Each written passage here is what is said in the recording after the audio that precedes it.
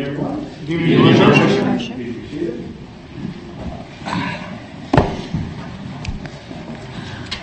Well, welcome all. On a cold night, we actually have a relatively succinct agenda, so we may not keep people here too long. So we'll just carry right into it then. First item, Madam Clerk. Roll call, Your Worship. I've taken the roll, and all members of council are present, with the exception of Councillor Harwood, who is out of the country. Very good. Thank you. Next item, please. A motion to adopt this evening's agenda, Your Worship.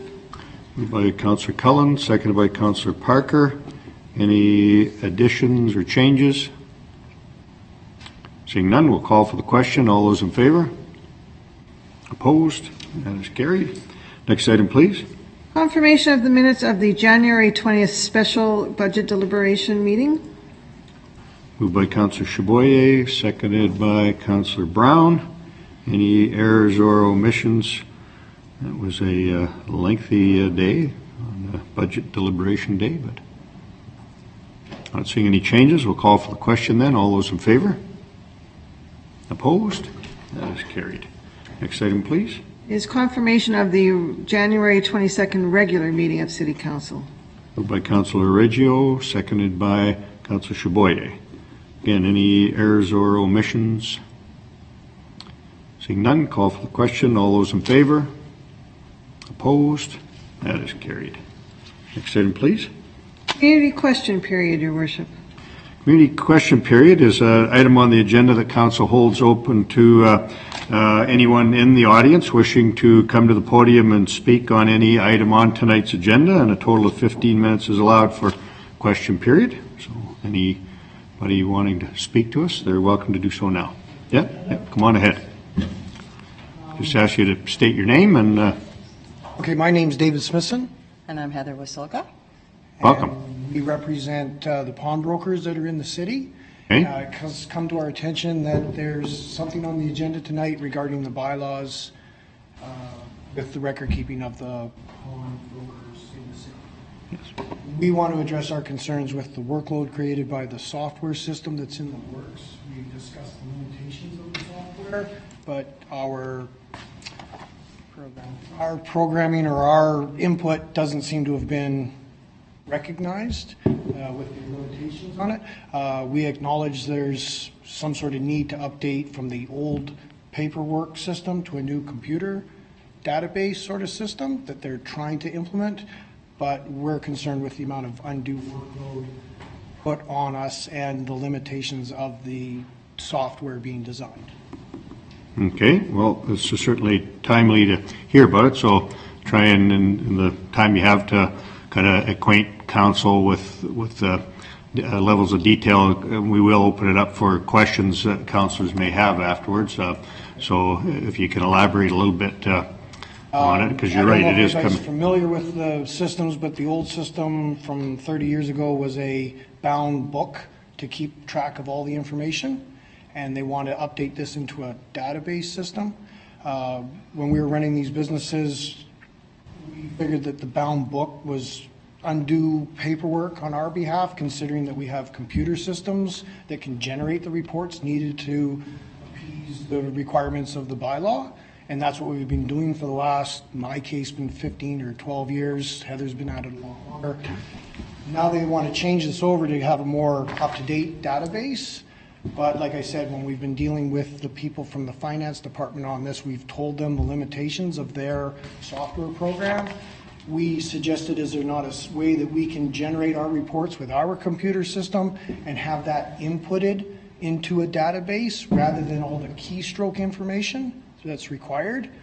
But we haven't had any sort of go or results from that sort of end of it. Okay. We were not aware of council meeting tonight till the last moment. We didn't get a chance to formally submit whatever the paperwork is required to come and speak, but we were told we could speak at this moment in time. Good. Well, I'm glad you did. So then, just for clarification, you're not opposed to moving to a computerized system from the old bound hard copy system? Sounds like you're already using computer systems of your own. Right. It's just a matter of the sort of merging the Yeah, we've got older computer Yeah. systems. What we explained to them is that the fact that there's not a lot of pawn businesses in general in the industry in Canada, so there's not a lot of desire for software companies to produce specific pawn programs. So you kind of get what you get type thing. And basically, some of our concerns are, I know the bound book idea was meant to keep all the personal information and a detailed description of items, but it was kept at our location, and we would let the police or somebody in the bylaw enforcement be able to come and see this information. Now they're proposing that we do this on a database system online, so we're not sure of the legalities of the confidentiality of keeping information is no longer in our business, it's being released out onto a database. Who has access to the database? It's one of our concerns with the confidentiality end of it. The other end of it is just basically the compatibility of two computer systems working and this keystroking and the data entry required. I mean, something that we can do in our store in 10, 15 minutes on our computer system seems to be taking about half an hour to 45 minutes on the new computer system. The new computer system that they're designing has quite a bit of limitations between not asking for names, not being able to search numbers that we generate. So it's just going to create a lot more. We're almost doubling or tripling our workload. Okay? And that's basically our concerns that we've expressed to the finance department, which is another concern is why is the finance department dealing with this sort of issue, and why isn't it the head of property crimes or the chief of police? Our understanding is this is to track stolen property. Yeah, They get copies Yeah. of everything we do in the store. right. So we've already got a computerized system in place to satisfy the needs of the bylaw. We get rid of the bound book, but we're doing it in paperwork form from our computer system. I can understand and recognize maybe the police wanting to have something more usable in a database where you're not leafing through pages and pages of information. So in essence, we have an agreement with that. Right. But as long as it's not causing an undue amount of work. Okay, good. Now, you won't mind if we open up if there are questions of council, because certainly now is the time. I don't mind telling you, although it was scheduled to be given both a second and third reading, which is customarily what we would do in fairly standard bylaws. Council also does have the power to only give it second reading tonight so that we can allow more time to work through concerns that might be out there within the industry. So council certainly does that, have the authority to do that. So I'll open it up for questions if you don't mind then. Councillor Reggio. Thank you, Your Worship. You mentioned this means a lot more work for you and your staff.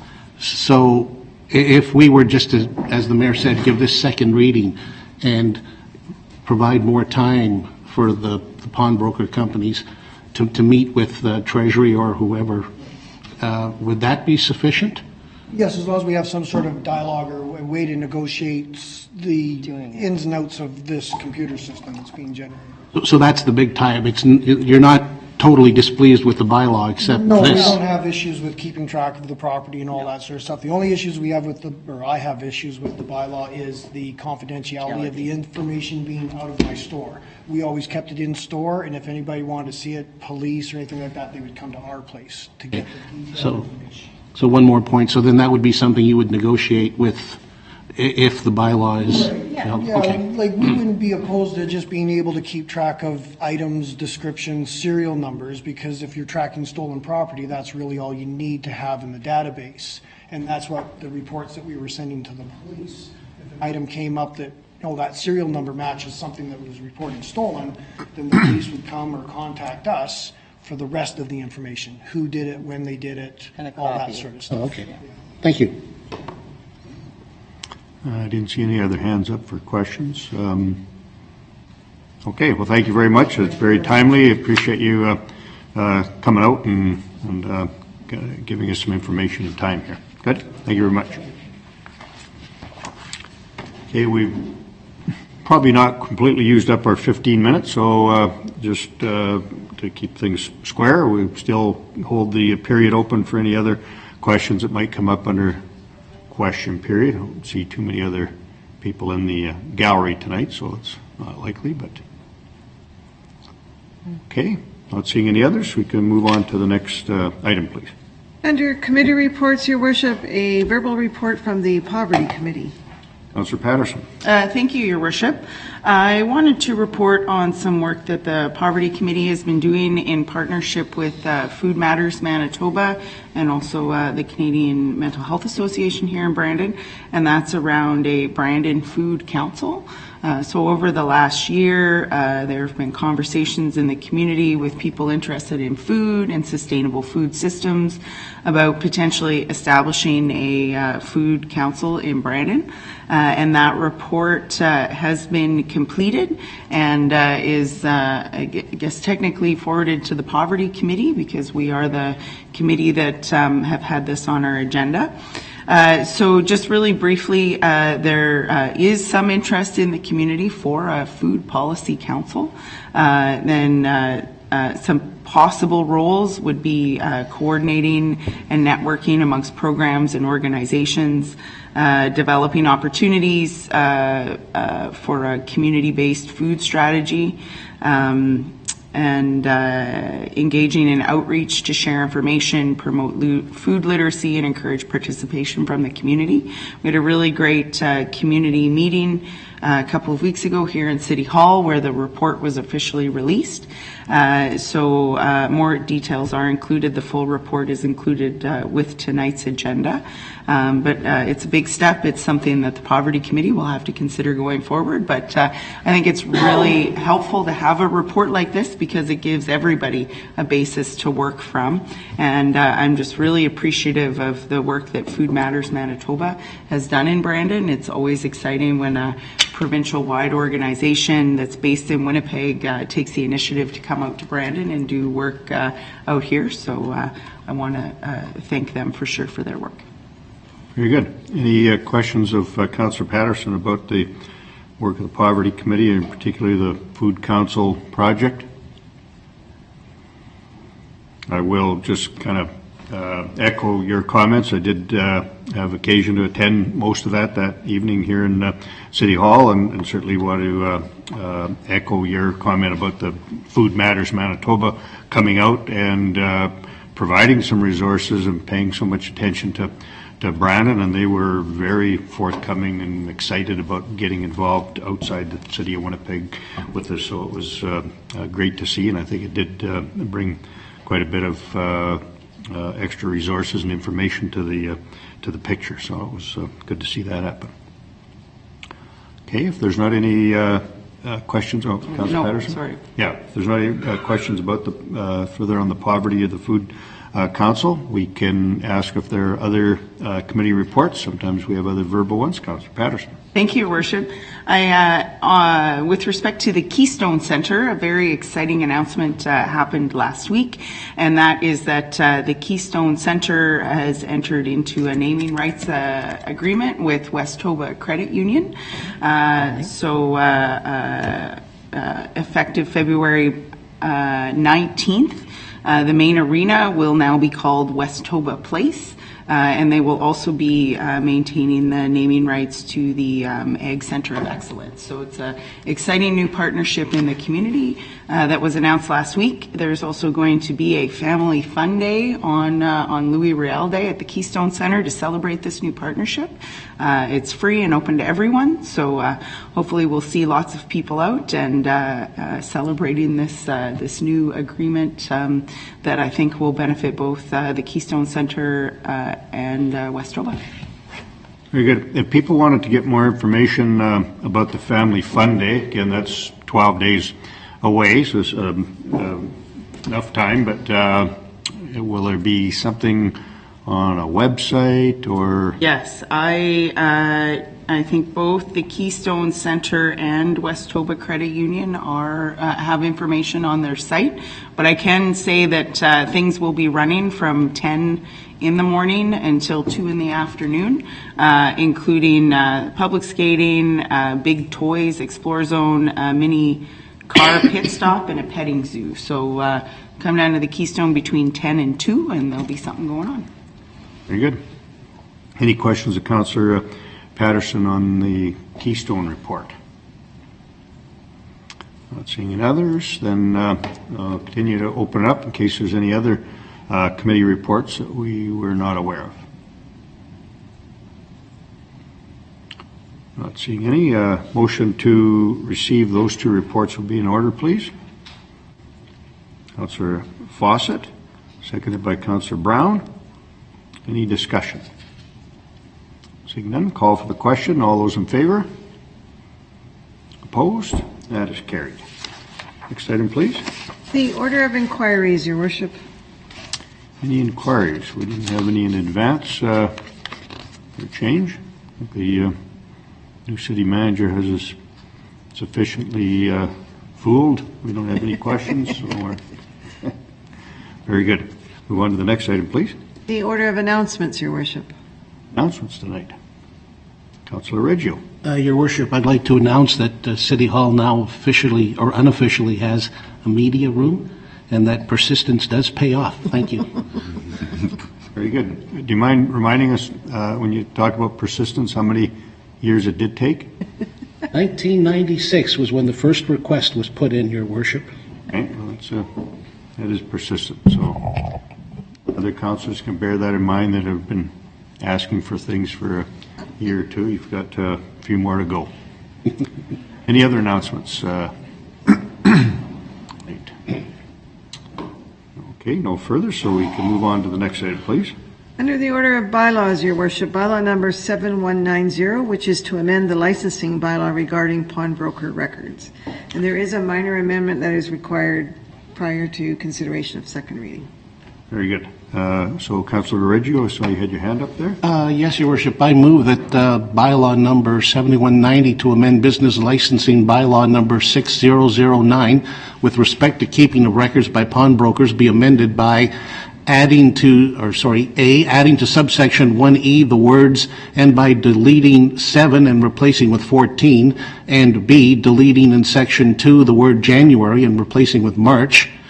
That bylaw number 7190 is Hang on a amended. second. I think that's as far as we go, just to get that amendment on the table, just to that point. So if there's a seconder for that, please. Councillor Desjardins. Any discussion on the amendment? Seeing none, we'll call for the question. All those in favor? Opposed? That is carried. Now you could go on to second reading as amended. Okay, and then bylaw number 7190 be as amended, be read a second time. And Your Worship, can I make an amendment to that we withhold reading, a third reading? Do we need a motion to that effect, or? We don't have to. If you just give it second reading tonight, that's fine. Yeah, but we can discuss it once we get this motion on the floor. Okay. So moved by Councillor Reggio, a seconder, please. Councillor Parker. Whoever wishes to speak. Just briefly, Your Worship, earlier we heard from a couple of the pawnbrokers in the community that they do have some concerns about, if we pass this bylaw tonight. So I think it would be in everybody's best interests if we just read it the second time and then withhold third reading until negotiations can take place between the business community and City Hall. I would certainly personally agree with you on that, and I think that would be good. I'm glad the representatives did come tonight and give us some more information. I'm sure our administration will be more than happy to work back and forth and see where we can find some common ground to make things as smooth and seamless as we can in this thing. So, Councillor Patterson? Yeah, I was just curious, can I ask administration a question? Sure. On this? So Yeah. I'm just curious, does the bylaw, as it's written, dictate the software program that is used? Mrs. Vicky Fifi, Legal Department. I'm just curious if passing the bylaw actually has an impact on the concerns that are, like, it sounds to me the concerns that are raised are much more operational and not prescribed in the bylaw. Thank you, Your Worship. Through you, Councillor Patterson, you're correct. It's not the bylaw itself that is in debate. It is the e-system that we are looking at implementing, which is not part of the bylaw other than we're moving from bound books to e-records. The e-records is the only reference in the bylaw to that. The program itself is developed in-house and can be modified in consultation with the industry. We did have a couple of individuals, one from finance and one from police, meet with the industry folks and try and get some of their concerns. I do appreciate, Mr. Sissons, that today some of the changes were made that they had raised, so he wouldn't have had an opportunity to see those. But listening to him this evening, I've also identified a couple of other things that I was not aware of previously. So I would actually recommend also not doing third reading tonight, referring it back to administration to continue to work with the industry.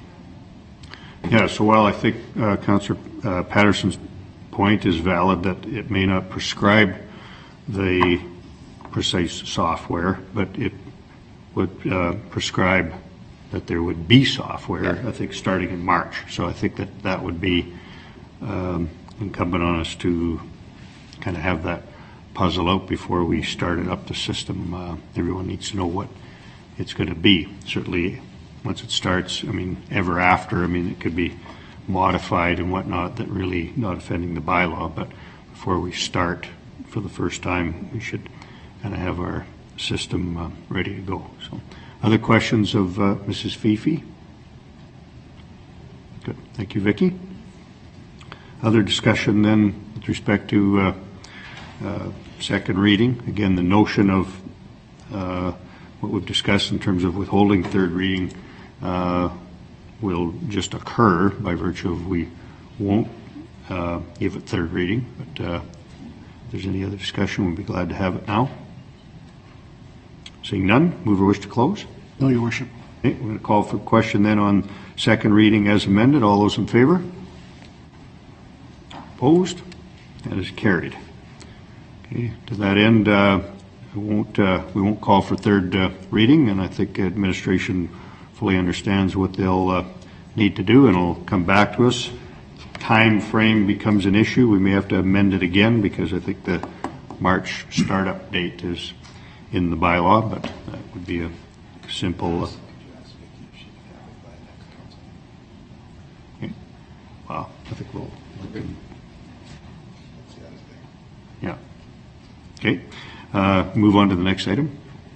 Bylaw number 7203, which is an amendment to the fee schedule bylaw regarding ambulance services. Very good. This is first reading, so we'll only be just giving it first reading without debate. Moved by Councillor Chaboyer.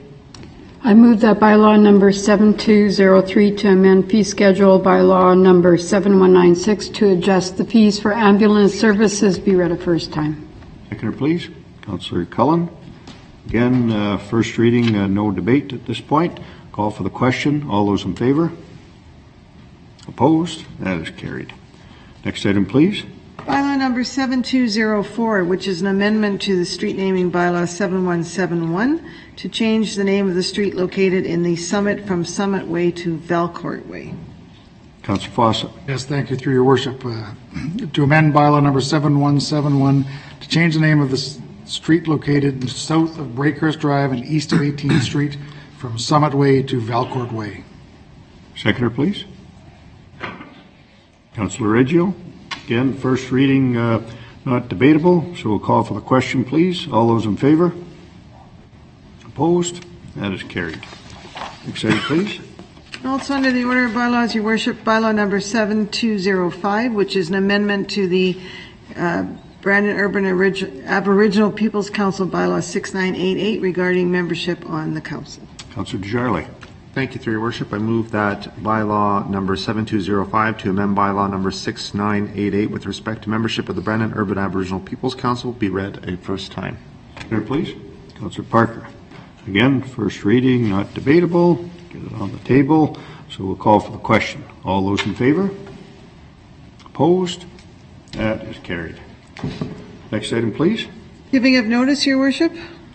The giving of notice this evening. Not seeing any. Next item, please. A motion to adjourn would be in order, your worship. Councillor Berry, seconded by Councillor Chaboyer. Call for the question. All those in favor? Opposed? That is carried. Thank you very much. One of the more succinct meetings we've had.